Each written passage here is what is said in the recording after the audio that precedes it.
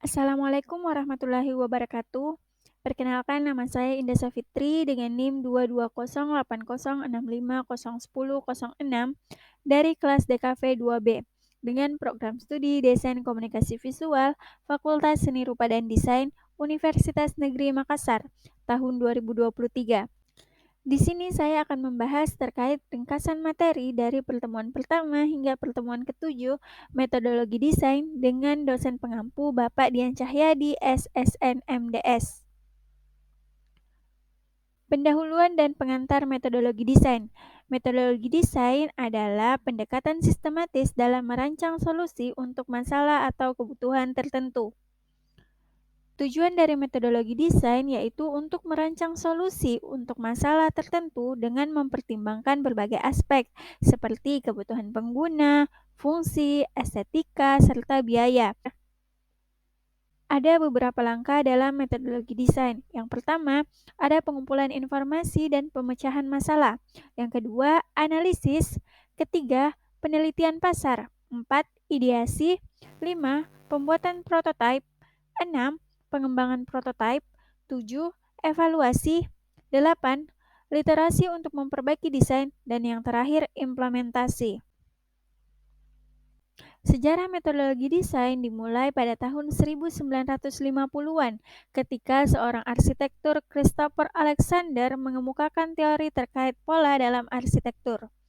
Kemudian pada tahun 1960-an, konsep desain berorientasi pengguna mulai berkembang. Di tahun 1970-an, proses desain mulai dibagi menjadi tahapan-tahapan yang lebih terstruktur.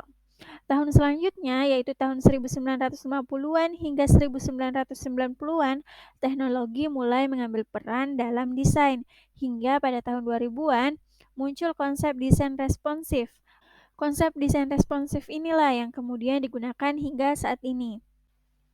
Selanjutnya ada metode-metode dalam metodologi desain. Yang pertama ada observasi, selanjutnya wawancara, kemudian analisis persyaratan, brainstorming, prototyping, user-centered design, design thinking, agile, lean, participatory design, hingga human-centered design. Selanjutnya, metode berpikir metodologi desain. Berpikir desain atau design thinking.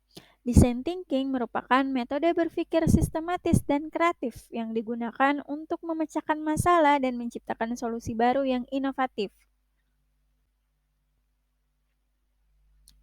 Selanjutnya ada metode berpikir metodologi desain, berpikir kreatif atau creative thinking. Creative thinking dapat diartikan sebagai kemampuan untuk berpikir secara luas dan bahkan di luar kebiasaan. Selanjutnya ada metode gagasan atau ideasi. Yang pertama identifikasi, kemudian mapping, dan yang terakhir alternatif solusi. Identifikasi merupakan kemampuan mengidentifikasi masalah atau tantangan yang perlu diatasi dan memahami secara mendalam tentang masalah tersebut. Selanjutnya mapping. Mapping merupakan kemampuan untuk mencari solusi alternatif melalui pengumpulan dan pengecekan ide-ide yang sudah ada. Yang terakhir ada alternatif solusi. Mempertimbangkan kelebihan dan kekurangan dari setiap solusi, serta mengevaluasi solusi yang telah dihasilkan. Selanjutnya, konsep desain dan pengembangan konsep desain. Konsep merupakan abstrak, identitas mental yang universal yang menunjuk pada kategori atau kelas dari suatu identitas, kejadian atau hubungan. Selanjutnya, konsep desain. Konsep desain ini dapat menjawab 3 pertanyaan yang terkait target yang ingin diraih, pesan yang ingin disampaikan, serta perencanaan media. Kemudian ada elemen. Elemen terbagi menjadi 2, yaitu elemen verbal, cenderung ke arah abstrak, dan elemen visual, cenderung ke arah yang lebih konkret. Selanjutnya, tahapan konsep desain. Tahapan konsep desain ini terbagi menjadi 4 tahap. Yang pertama, manage, kemudian explore, kemudian create, hingga evaluasi. Sekian, terima kasih.